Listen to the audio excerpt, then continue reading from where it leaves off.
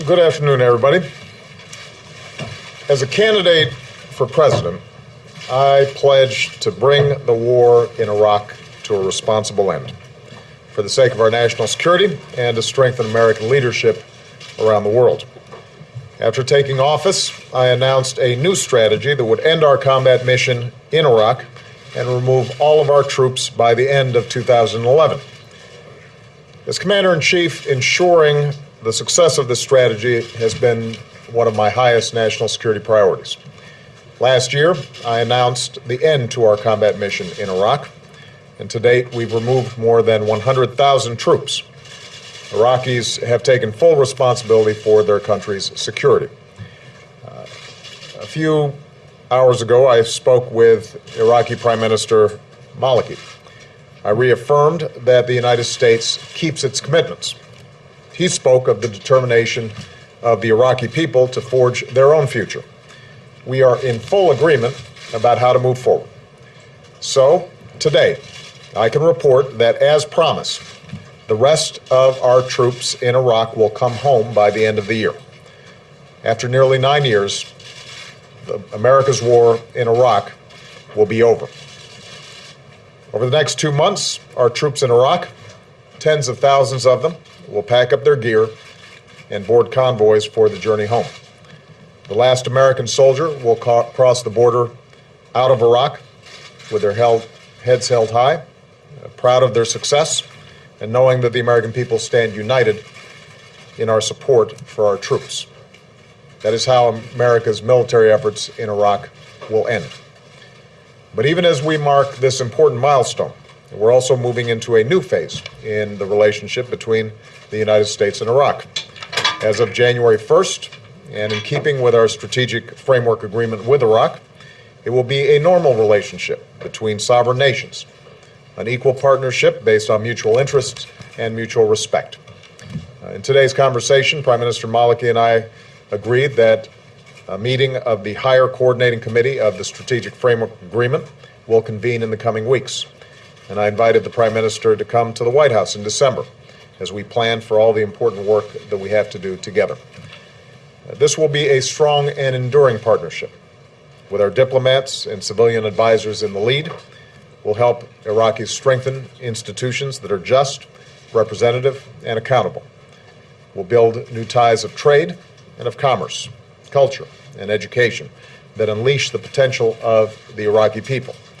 We'll partner with an Iraq that contributes to regional security and peace, just as we insist that other nations respect Iraq's sovereignty.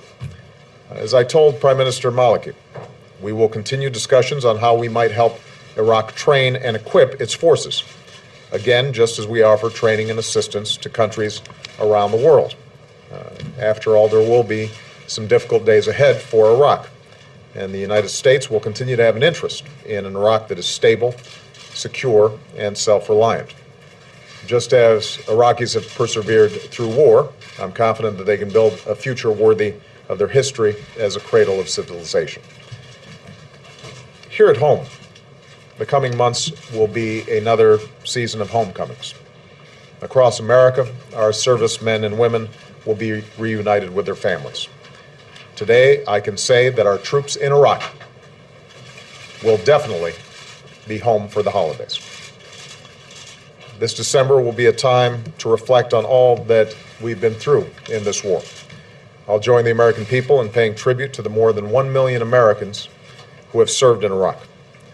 We'll honor our many wounded warriors and the nearly 4,500 American patriots and their Iraqi and coalition partners who gave their lives to this effort. And finally, I would note that the end of war in Iraq reflects a larger transition. The tide of war is receding. The drawdown in Iraq allowed us to refocus our fight against al-Qaeda and achieve major victories against its leadership, including Osama bin Laden. Now, even as we remove our last troops from Iraq, we're beginning to bring our troops home from Afghanistan, where we've begun a transition to Afghan security in leadership. When I took office, roughly 180,000 troops were deployed in both these wars, and by the end of this year, that number will be cut in half. And make no mistake, it will continue to go down. Meanwhile, yesterday marked the definitive end of the Gaddafi regime in Libya. And there, too, our military played a critical role in shaping a situation on the ground in which the Libyan people can build their own future. Today, NATO is working to bring this successful mission to a close. So to sum up, the United States is moving forward from a position of strength. The long war in Iraq will come to an end by the end of this year.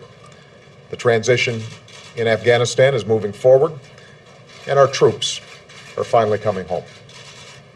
As they do, fewer deployments and more time training will help keep our military the very best in the world.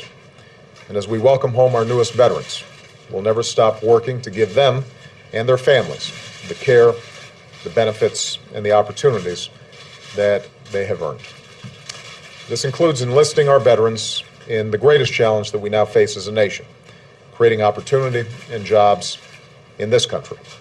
Because after a decade of war, the nation that we need to build, and the nation that we will build, is our own.